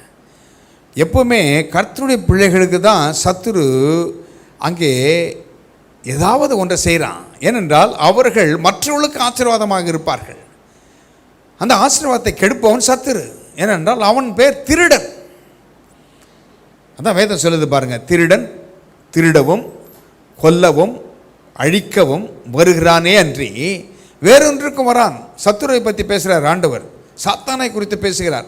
ஆனால் நானோ அவர்களுக்கு ஜீவன் உண்டாயிருக்கும், அந்த ஜீவன் பரிபூர்ணப்படமும் வந்தேன் என்று சொல்லுகிறார். ஆண்டவர் எப்பவுமே ஜீவனை கொடுக்கிறவர், அவர் ஜீவனின் அதிபதி. ஜீவன் பரிபூர்ணப்பட வந்தேன் சொல்லுகிறார். அப்போ சத்துரு ஏதாவது ஒரு காரியத்தை செய்கிறான் தன்னுடைய பிள்ளைகளுக்கு, கர்த்தருடைய பிள்ளைகளுக்கு விரோதமாய். ஏனென்றால் அவனுடைய எண்ணமே அப்படிதான். அவன் விரோதமாக எதனா செய்யணும்னு தான் அவனுக்கு ஆசை. அவன் சத்துரு இல்லையா, ட்ரெஸ்பாஸ் பண்ணி தான் வருவான். ஏதாவது ஒன்று இருக்கும், உங்களுக்கு தான் ஒரு பிரச்சனை வந்துடும். அதுக்குன்னு பயப்படக்கூடாது. ஆண்டவர் உங்களோடு இருக்கிறார். அவர் கோலும் தடியும் உங்களை தேற்றும். உங்கள் சத்துருக்களுக்கு முன்பாக உங்களுக்கு ஒரு பந்தியை ஆயத்தப்படுத்தி பண்ணுவார். உங்கள் பாத்திரங்களை நிரம்பி வழிய செய்வார். எண்ணெயால் அபிஷேகம் பண்ணுவார். அப்போ அந்த அபிஷேகம் உதவும். ஆண்டவர் உங்களுக்காக வழக்காடுவார், குறுக்கிடுவார், உங்களுக்காக பேசுவார், உங்களுக்காக எல்லாவற்றையும் செய்து முடிப்பார். ஆபிரகாமுக்கு பஞ்சம் வந்த உடனே எகிப்தை நோக்கி போகிறார். ஆண்டவரத்தில் கேட்டார் என்னன்னு தெரியல. ஆனால் பாருங்கள், ஆண்டவர் கைவிடுவர்கள் அல்ல. தன்னுடைய பிள்ளைகள் ஒருவேளை தவறான ஒரு காரியத்தை எடுத்து தீர்மானத்தை எடுத்து போகும்பொழுது கூட அவர் வந்து நிற்கிறார். ஏனென்றால் வாக்குத்தத்தம் பண்ணினவர் உண்மை உள்ளவர். நீ வழிகளை போயிட்டா அவர் வழி விலகி போயிடுவாரா? இல்லவே இல்லை. Is a faithful God. என்ன சொன்னாரோ அது செய்வார். சூரியன் ஒளியை கொடுக்கணும்னா கொடுத்துதான் ஆக வேண்டும். அது என்ன மாற்றம் பண்ணியிருக்கிறாரா? இல்லவே இல்லையே. அது கொடுத்துன்னு தானே இருக்குது, அதில் மாற்றமே இல்லை. சில நேரங்களில் மேகங்கள் மறைக்கிறது, ஆனாலும் சூரிய ஒளி இருந்து கொண்டு தான் இருக்கிறது. அப்படி தான் ஆண்டவர் பார்வை உங்கள் மேல் இருக்கும் என்றால் தொடர்ந்து இருந்து கொண்டே இருக்கிறது. கஷ்டங்கள் வரும்பொழுது அவைகள் கடந்து போய் விடுகிறது. மலை போன்ற பிரச்சனைகளை அவர் பனி போல் அகற்றி விடுகிறார். இன்றைக்கு கொஞ்சம் திரும்பி பாருங்களேன், எத்தனை கஷ்டங்கள், எத்தனை போராட்டங்களை நாம் சந்தித்திருக்கிறோம், எத்தனை வியாதிகள் நம்மை தாக்கியிருக்கிறது, எத்தனை பற்றாக்குறைகள் வந்திருக்கிறது, எத்தனை விபத்தில் இருந்து ஆண்டவர் காப்பாற்றிருக்கிறார், எத்தனை கண்ணீரான பாதைகளில் நடந்த பொழுது அவர் தேற்றி இருக்கிறார். இன்றைக்கு நன்றாக இருக்கிறோமே. ஆண்டவர் அவ்வளவு நல்லவர், தன் பிள்ளைகளை காக்கிறவர். அவர் உறங்குவதும் இல்லை. இஸ்ரவேலை காக்கிறவர் உறங்குவதும் இல்லை, தூங்குவதும் இல்லை. ஆபிரகாம் பாருங்கள், அங்கே போகும்பொழுது ஒரு கஷ்டம் வருது, பஞ்சம் வருது. உடனடியாக எகிப்துக்கு போகிறார். எகிப்துக்கு போகும்பொழுது தான் மனைவியை பார்க்குறார். ஏன் அவ்வளோ நாள் பார்த்துருப்பாரு? அப்போ தான் தெரியுது, எதிராளிகள் இருக்கும் பொழுது தான் நம்முடைய ஆசீர்வாதங்கள் புலப்படுகிறது.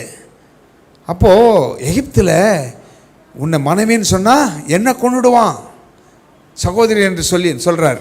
ஏனென்றால் நீ பாருங்கள் என்ன செய்கிறானுங்க. 15ஆம் வசனத்தை பாருங்கள். பார்வோனுடைய பிரபுக்களும் அவனை கண்டு அவளை கண்டு, அவனை மன்னிக்கவும், பார்வோனுடைய பிரபுக்களும், வாசிங்க பிரதர். பார்வோனுடைய பிரபுக்களும் அவளை கண்டு பார்வோனுக்கு முன்பாக அவளை புகழ்ந்தார்கள்.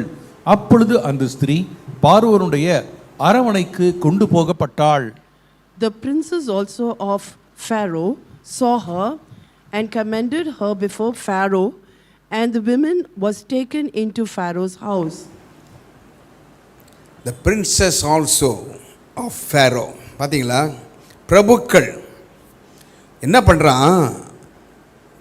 ஆபிரகாமை பற்றி சொல்லலை, ஆபிரகாமின் மனைவியை பற்றி பார்வோனுக்கு சொல்லுகிறான். சத்துரு ஒரு கண்ணியை வைக்கிறான். எப்படியாவது இந்த ஆசீர்வதிக்கப்பட்ட ஆபிரகாமை மனமடிவாக்கி அங்கேயே கொன்று போட வேண்டும் என்று நினைக்கிறான். ஏனென்றால் ஒரு பரிசுத்த வித்து உண்டாக போகிறது. யார் அந்த பரிசுத்த வித்து? ஆபிரகாமிடத்தில் ஈசாக்கு வரணும், அதன் பின்பு அந்த சந்ததியிலே அப்படியே வந்தா தாவீது வரணும், தாவீதின் குமாரன் அங்கே வெளிப்பட வேண்டும். அப்போ ஒரு சந்ததி, அதை சத்துரு பார்க்குறான், எப்படியாச்சும் இவனை அழிக்கணும்னு நினைக்கிறான்.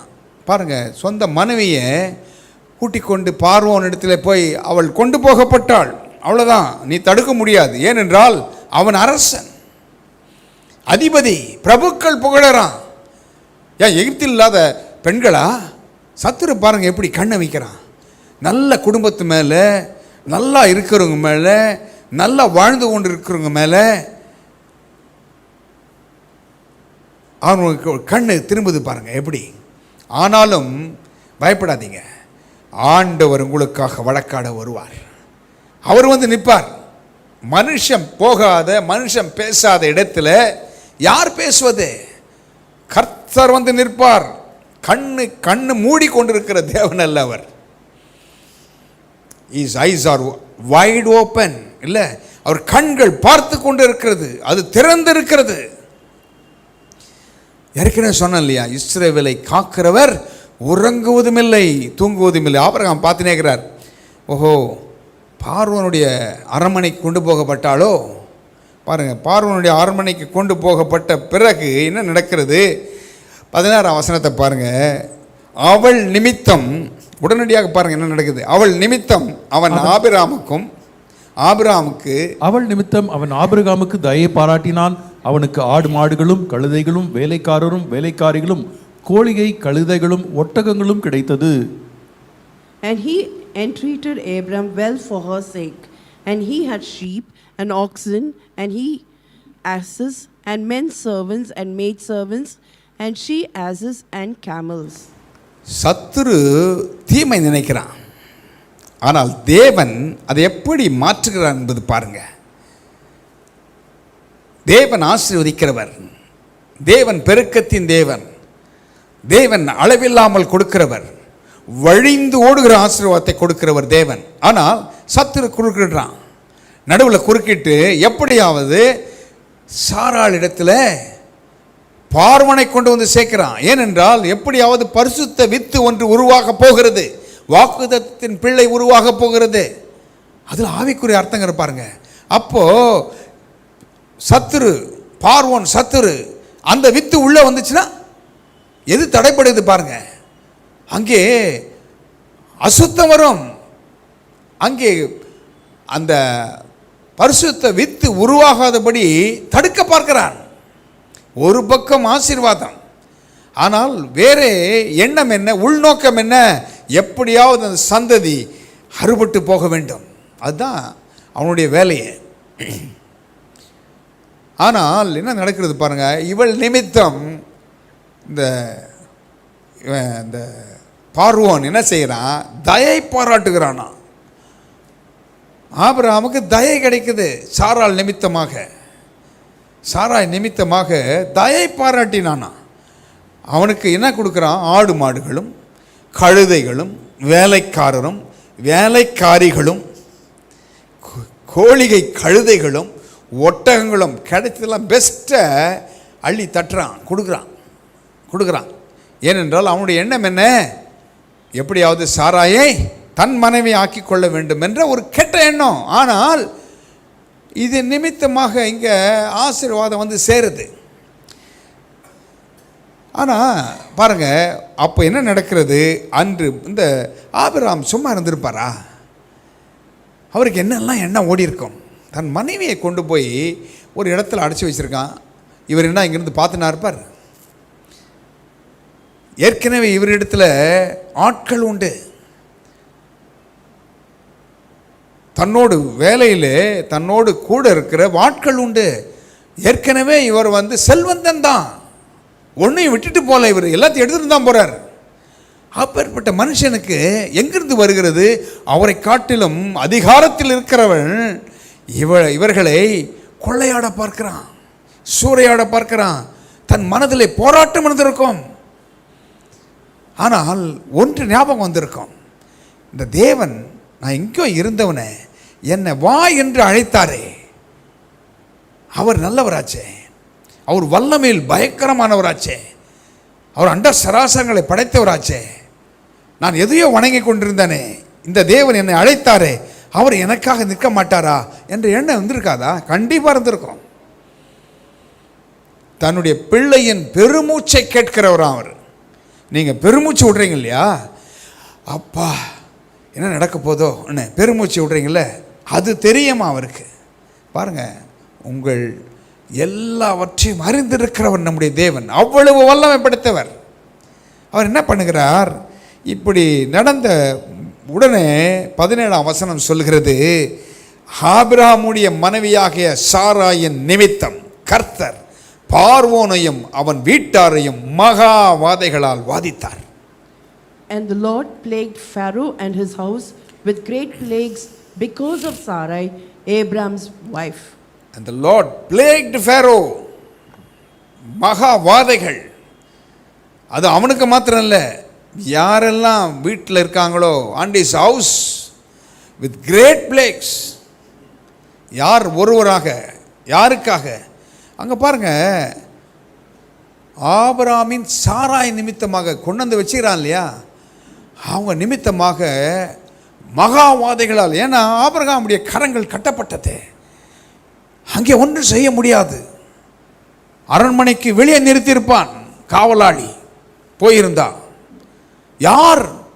யாருக்கிட்ட முறையிட்டு இருப்பார் நினைக்கிறீங்க? ஜபத்தை கேட்கிறவரே மாம்சமான யாவரும் இடத்தில் வருவார்கள் என்று சொல்லப்பட்டிருக்கிறதே, அவரிடத்தில் தன் கரங்களை உயர்த்தியிருப்பான். அன்று இரவு தூங்கியிருப்பாரா ஆபிரகாம்? நிம்மதியாக இருந்திருப்பாரா? தாம் பிள்ளை கஷ்டப்படுறதை பார்த்து கடவுளே இறங்குறார். பார்த்தீங்களா, தேவனே இறங்குகிறார். மனிதர்கள் உள்ளே போகாத இடங்களில், சிபாரசிகள் முடியாத இடங்களில் உங்களுக்காக வழக்காடும்படி தேவனே இறங்கி வருகிறார். ஆபிரகாமுக்காக கடவுளே வர்றார், தேவனே வருகிறார், மகா வாதைகளால் வாதிக்கிறார். வாதிச்ச உடனே என்ன நடக்கிறது? என்னப்பா இப்படி சொல்லிட்டே உங்களுடைய சகோதரி என்று. அது உண்மைதான், சகோதரி தான். பைபிள் இப்போ நல்லா படித்து பார்த்தீங்களா தெரியும். ஆனால் கூட பிறந்ததில்லை, கூட பிறந்தவர் இல்லை இல்லையா சாராய்க்கு. அதனால தான் அப்படி சொல்லி தப்பிக்க பார்க்குறார். அப்போது 20ஆம் வசனத்தில் எனக்கு ஒரு ஆச்சரியம். இந்த பார்வோன் எவ்வளோ எல்லாம் கொடுத்தான். ஒருத்தன் கொடுத்துருக்குறான், ஒருத்தன் பொய் சொன்னான்னு தெரியும், அது நிமித்தமாக கஷ்டம் வருது. எல்லாத்தையும் வச்சுட்டு தானே போடான்னு சொல்லியிருக்கணும். நீ என்னென்ன என்கிட்டருந்து நான் அனுப்பணுனோ என்னென்ன அனுப்பிச்சான், கேளிக்கை கழுத, ஒட்டகம், வேலைக்காரர்கள், வேலைக்காரிகள், இதெல்லாம் நான் கொடுத்தேன்ல, ஒன்று விடாமல் எல்லாத்தையும் வச்சுட்டு நீ கிளம்புன்னு சொல்லியிருக்கணும். ஆனால் பார்வோன் பாருங்கள், ஆண்டவர் பாருங்கள் என்ன செய்ய வைக்கிறாரு. 20ஆம் வசனத்தை படிக்க கேட்போம். பார்வோன் அவனை குறித்து தன் மனுஷருக்கு கட்டளை கொடுத்தான். அவர்கள் அவனையும் அவன் மனைவியையும் அவனுக்கு உண்டான எல்லாவற்றையும் அனுப்பிவிட்டார்கள். And Pharaoh commanded his men concerning him, and they sent him away and his wife and all that he had. என் கேள்வி, பார்வோன் ஒரு அரசன், கடின இருதயம் உள்ளவன், என்ன செய்திருக்கணும்? உலக பிரகாரமாக பார்த்தா எல்லாவற்றையும் வட்டி முதலெல்லாம் வச்சுட்டு நீ போ. அது மாத்திரம் இல்லை, எனக்கு வியாதி வந்துடுச்சு, எனக்கு பிளேக் வாதைகள் வந்திருக்கிறது, எனக்கு மாத்திரமல்ல என் வீட்டாருக்கும் வந்திருக்கிறதுன்னு சொல்லியிருக்கணுமே. ஆனால் பாருங்க, ஆண்டவர் தலையிடும் பொழுது என்ன நடக்கிறது? எதெல்லாம் இது நிமித்தம் கொடுத்தானோ அவனை குறித்து தன் மனுஷருக்கு கட்டளை கொடுக்குறான். என்ன கொடுக்குறான்? அவர்கள் அவனையும் அவன் மனைவியும், அவர்களுக்கு ஒன்றும் கஷ்டம் கொடுக்கக்கூடாது, அவனுக்கு உண்டான எல்லாவற்றையும் and all that he had, அவனுக்கு எதெல்லாம் போய் சேர்ந்திருக்கிறதோ அது எல்லாவற்றையும் கொடுத்து அனுப்பிடு என்று சொல்கிறான். அதுதான் தேவன் செய்கிறது. மனிதர்கள் செய்யும் பொழுது இதை செய்ய மாட்டாங்க. ஆனால் தேவன் தலையிடும் பொழுது தேவன் அவனுக்காக வழக்காடி பார்வோனிடத்தில் பேசுகிறார். நோ, செய்யாதன்னு சொல்லி கற்றுக் கொடுக்கிறார். கீழ்ப்படியாமல் போனதுனால வாதைகள் வந்து அவனை தாக்குகிறது, கண்டுபிடிக்கிறான். பாருங்க, ஒரு தவறு செய்யும் பொழுது தேவன் ஒரு எச்சரிப்பை கொடுக்கும் பொழுது புறஜாதி ஒரு ராஜா அவன் அறிந்து கொள்ளுகிறான், செய்த தப்பு உணர்ந்து அதை என்னன்றது திரித்துக் கொள்ளுகிறான். ஆனால் கிறிஸ்தவர்கள் என்று சொல்லிக்கிற நாம், தேவனை ஏற்றுக்கொண்டவர்கள் என்று சொல்லுகிற நாம், தேவனுடைய வார்த்தையை கேட்கிற நாம், நம்முடைய இருதயம் கடினப்பட்டு போகுது. அந்த கூரானது, அந்த ஷார்ப்னஸ் என்ன பண்ணுது, மழுங்கி போகுது, பிளெண்ட் ஆகிடுது இல்லையா? அப்போது ஆண்டவர் பேசினா கூட ஆட இப்படி தான்ப்பா பேசுவார், அவ்வளோதான் விட்டுடுறோம்.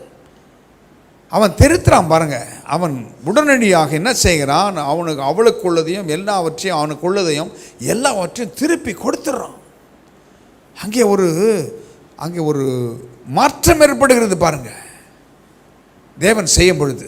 ஆனால் என் ஜனங்கள் தங்கள் பொல்லாத வழிகளை விடாமல் இருக்கிறாங்கன்றார் ஆண்டவர். பாருங்க, ஆண்டவர் இறங்குற அப்போ உடனடியாக எல்லாவற்றையும் கொடுத்து அனுப்பிடுறான். அப்போ தான் அடுத்த வசனம் தான் சொல்லுது, 13ஆம் வசனத்தின் முதல் 1-2 பாருங்க. ஆபிரகாமும் அவன் மனைவியும் அவனுக்கு உண்டான யாவும் அவனுடனே லோத்தும் எகிப்தை விட்டு தென் திசையில் வந்தார்கள். ஆபிரகாம் மிருக ஜீவன்களும் வெள்ளியும் பொன்னுமான ஆஸ்திகளை உடைய சீமானாயிருந்தான்.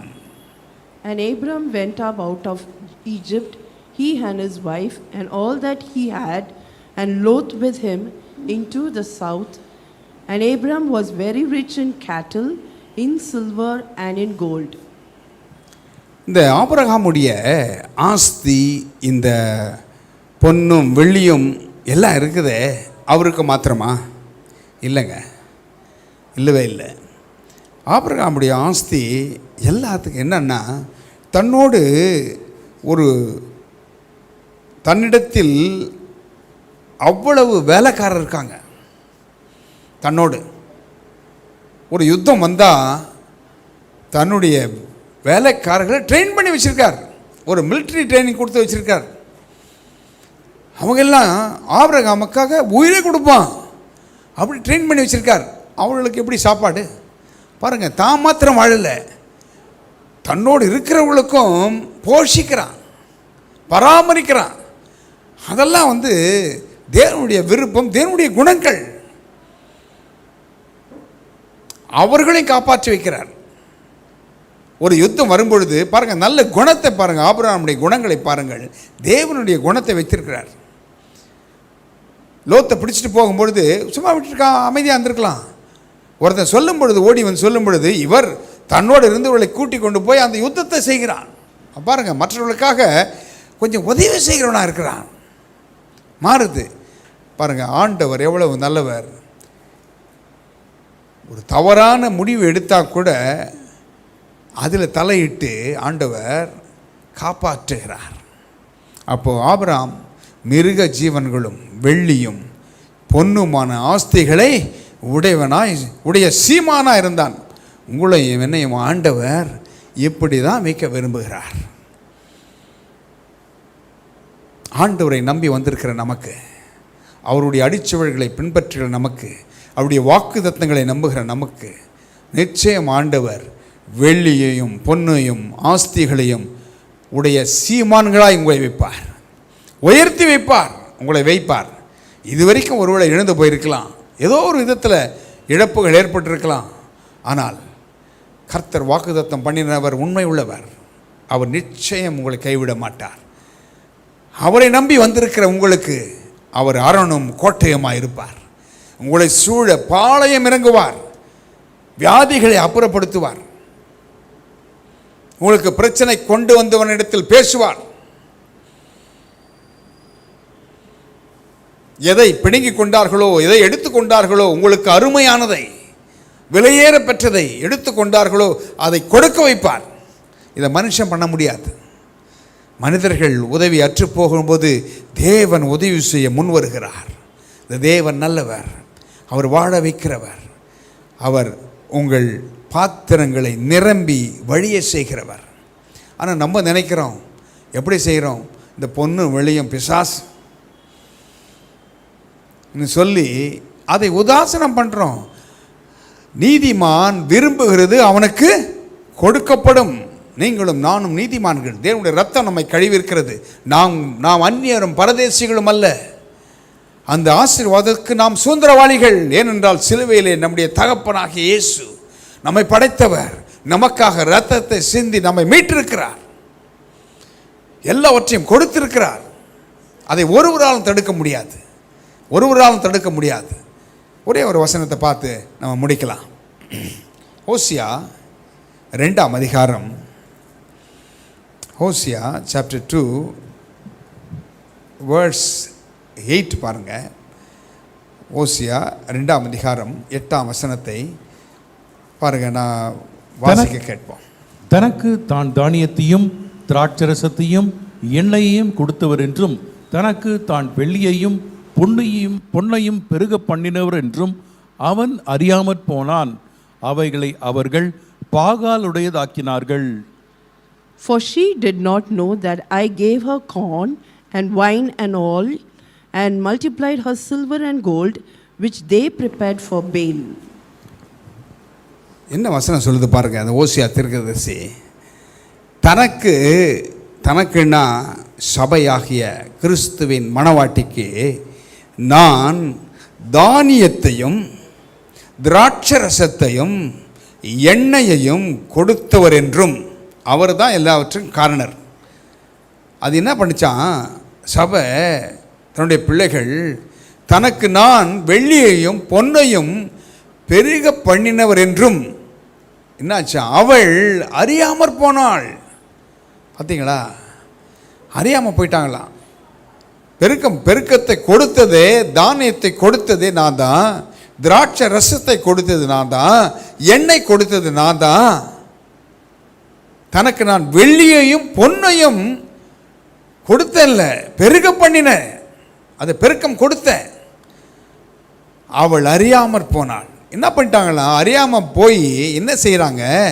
அவைகளை அவர்கள் பாகாலுடையதாக்கினார்கள். பாகால் யார்? பேல் வொர்ஷிப் இல்லையா? நீங்கள் வாசித்து பார்த்தீங்கன்னா தெரியும். அநேக காரியங்கள் பாம்பும் அரக்கன் பாகாலும் அரக்க பாம்பும் என்று இந்த அப்பாகிராஃபா பார்த்தீங்களா, தள்ளுபடி ஆகுமோ அதில் இருக்குது.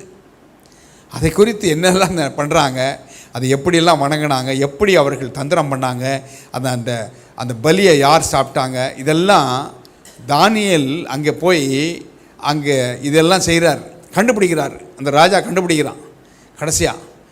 அப்போது பாகால் அந்நிய காரியங்களுடையதாக்கிட்டாங்க, பிசாசுடையதாக்கிட்டாங்க. பொன்னும் வெள்ளியும் அவருடையது, பூமியும் அதன் நிறைவும் கர்த்தருடையது. கர்த்தர் தன்னுடைய பிள்ளைகளை செழித்திருக்க செய்கிறார். ஒருவேளை தவறான முடிவுகளை எடுத்து எழுந்து போயிருந்தால் ஆண்டவர் தலையிடுகிறார். இந்த வார்த்தையின்படி கர்த்தர் தலையிடுகிறார். உங்களுடையதை உங்களுக்கு கொடுக்க வைப்பார். எதெல்லாம் சத்துரு திருடி வைத்திருக்கிறானோ அந்தகாரத்தில் இருக்கிற பொக்கிஷம். அப்போது அந்தகாரம் சத்துரு பாருங்க பிடிச்சி வச்சிருக்கான். பொக்கிஷம் எங்கே இருக்கிறது? அந்தகாரத்தில் இருக்கிறது. அதை வெளியே எடுக்கணும்னா நீங்கள் எடுக்க முடியாது.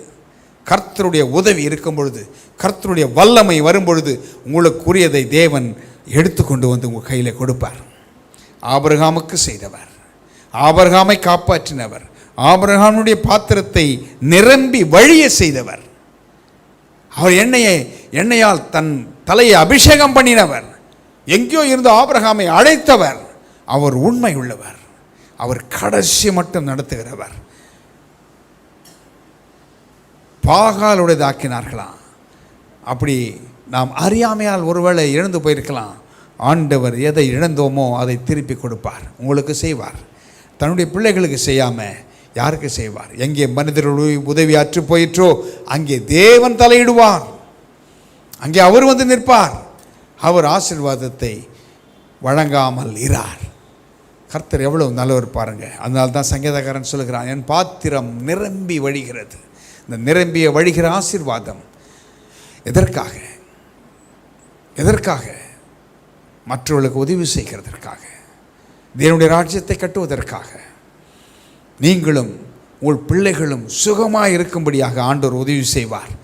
எழுந்து போனதை திருப்பி கொடுப்பார். சுகத்தை எழுந்திருந்தால் கொடுப்பார். உங்களுடைய நலனை, உங்களுடைய காரியங்கள் எது இருந்தாலும் அதை செய்து முடிப்பார். அதனால தான் சொன்ன முதல்ல ஸ்பிரிச்சுவல் ப்ராஸ்பரிட்டி கொடுப்பார், எமோஷனல் ப்ராஸ்பரிட்டி கொடுப்பார், மென்டல் ப்ராஸ்பரிட்டி கொடுப்பார், ஃபிசிக்கல் ப்ராஸ்பரிட்டி கொடுப்பார், ரிலேஷனல் ப்ராஸ்பரிட்டி கொடுப்பார், ஃபினான்ஷியல் ப்ராஸ்பரிட்டி ஆண்டவர் கொடுப்பார். இவைகளை கொடுத்து நிச்சயம் நம்மளை வழிநடத்துவார். ஒருவேளை நீங்கள் கடந்து செல்கிற பாதையிலே எகிப்தின் அனுபவம் போல, பார்வோனின் அனுபவம் போல ஒருவேளை வித்தியாசமான விதத்தில் உங்களுக்கு இருந்திருக்கலாம். ஆனால் ஆண்டவர் நல்லவர். அதிலே குறுக்கிட்டு உங்களுக்காக நிச்சயம் வழக்காடி உங்களை ஆசீர்வதிப்பார். பொன்னும் வெள்ளியும் உடைய சீமான்களாய் உங்களை மாற்றுவார். அவர் ஆசீர்வாதத்தின் தேவன், பெருக்கத்தின் தேவன், அற்புதத்தின் தேவன். நிச்சயம் செய்வார். நிச்சயம் இந்த வார்த்தைகள் வேலை செய்யும். ஏனென்றால் விதைகள் போட்டால் விதைகள் உருங்குவதில்லை. அதே போல தான் வார்த்தை விதை. அந்த விதைகள் முளைக்கும். அது நூறத்தனையான பலனை கொடுக்கும். நூறத்தனையான பலனை கொடுக்கும். நிச்சயம் வாழ்ந்து சுகித்திருப்பீர்கள். ஆசீர்வாதம் பெருகும். நாம் இருக்கிற இடங்களிலே கண்களை மூடி நாம் ஜெபம் பண்ணலாம். ஆண்டவர் நல்லவர். இன்னும் அநேக காரியங்களை அடுத்த வாரங்களிலே நாம் தியானிக்கப் போகிறோம். கர்த்தர் கொடுத்த இந்த வாய்ப்பு, அவருடைய சமூகத்தில் காத்திருப்பது, அவருடைய வார்த்தையை கேட்பது எவ்வளவு இனிமை. அவர் நல்லவர். அவர் நல்லவர். அவர் வரும்பொழுது சூழ்நிலைகளை மாற்றுகிறார். உங்களுக்காக வழக்காடுகிறார். உங்களுக்காக யாவையும் செய்து முடித்தேன் என்று சொல்லுகிறார்.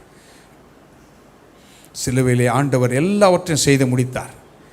உங்கள் கண்ணீர்களை துடைப்பார். அவர் வாக்கு மாறாதவர். வாக்கு பண்ணினவர் மாறிடார். அவர் நிச்சயம் உங்களுக்காக செய்து முடிப்பார். ஒரு 2 ஸ்டான்ஸா. வாக்கு பண்ணினவர் மாறிடார். சோர்ந்து போகாதே, நீ சோர்ந்து போகாதே.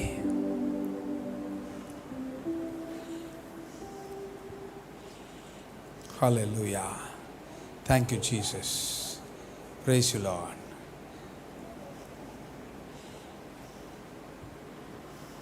ஆண்டவர் பெரியவர், வாக்குத்தத்தம் பண்ணினவர், அவர் நல்லவர், அவர் மாறவே மாட்டார்.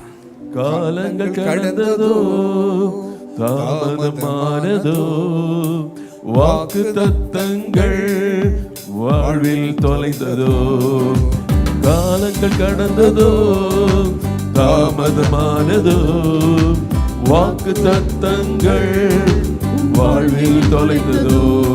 வாக்கு தந்தவர் சிறந்தவர், சிறந்ததை தருபவர், ஏமாற்றங்கள் இல்லையே.